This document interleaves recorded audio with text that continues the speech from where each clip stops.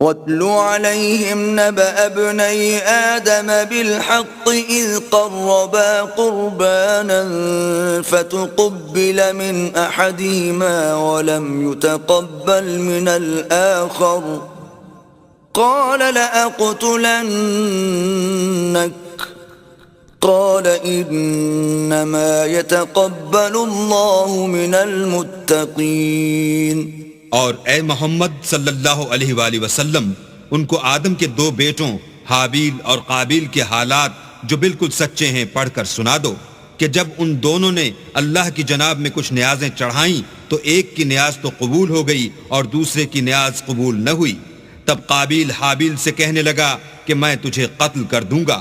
اس نے کہا کہ اللہ پرہیزگاروں ہی کی نیاز قبول فرماتا ہے۔ لَئِن بَسَطْتَ إِلَيَّ يَدَكَ لِتَقْتُلَنِي مَا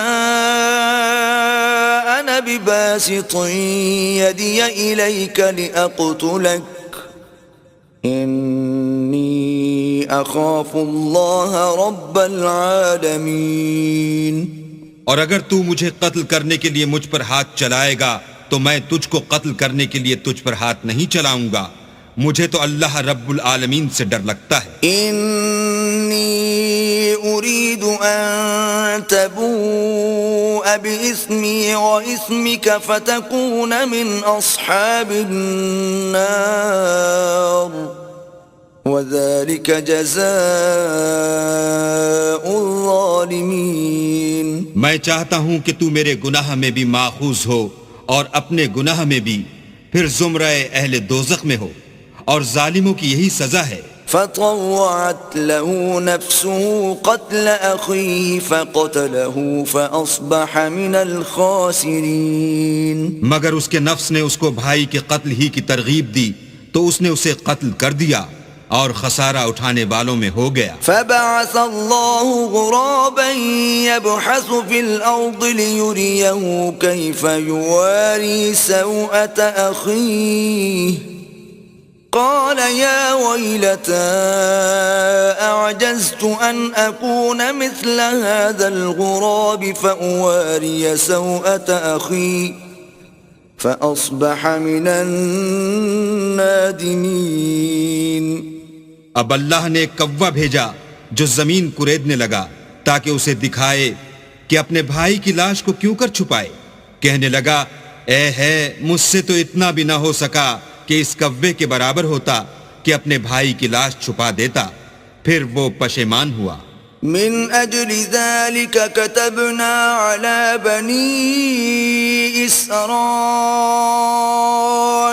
انه من قتل نفسا بغير نفس او فساد في الارض فكأنما قتل الناس جميعا ومن احياها فكأنما احيا الناس جميعا وَلَقَدْ جَاءَتْهُمْ رُسُلُنَا بِالْبَيِّنَاتِ ثُمَّ إِنَّ كَثِيرًا مِّنْهُمْ بَعْدَ ذَلِكَ فِي الْأَرْضِ لَمُسْرِفُونَ۔ اس قتل کی وجہ سے ہم نے بنی اسرائیل پر یہ حکم نازل کیا کہ جو شخص کسی کو ناحق قتل کرے گا، یعنی بغیر اس کے کہ جان کا بدلہ لیا جائے یا ملک میں خرابی کرنے کی سزا دی جائے، اس نے گویا تمام لوگوں کو قتل کیا، اور جو اس کی زندگانی کا موجب ہوا تو گویا تمام لوگوں کی زندگانی کا موجب ہوا، اور ان لوگوں کے پاس ہمارے پیغمبر روشن دلیلیں لا چکے ہیں، پھر اس کے بعد بھی ان میں بہت سے لوگ ملک میں حد اعتدال سے نکل جاتے ہیں۔ انما جزاء الذين يحاربون الله ورسوله ويسعون في الارض فسادا ان يقتلوا او يصلبوا او تقطع ايديهم وارجلهم من خلاف او ينفوا من الارض ذلك لهم خزي في الدنيا ولهم في الآخرة عذاب عظيم۔ جو لوگ اللہ اور اس کے رسول سے لڑائی کریں اور ملک میں فساد کرنے کو دوڑتے پھریں، ان کی یہی سزا ہے کہ قتل کر دیے جائیں یا سولی چڑھا دیے جائیں، یا ان کے ایک ایک طرف کے ہاتھ اور ایک ایک طرف کے پاؤں کاٹ دیے جائیں یا ملک سے نکال دیے جائیں۔ یہ تو دنیا میں ان کی رسوائی ہے، اور آخرت میں ان کے لیے بڑا بھاری عذاب تیار ہے۔ إلا الذين تابوا من قبل أن تقدروا عليهم فاعلموا أن الله غفور رحيم۔ ہاں، جن لوگوں نے اس سے پیشتر کہ تمہارے قابو آ جائیں توبہ کر لی، تو جان رکھو کہ اللہ بخشنے والا مہربان ہے۔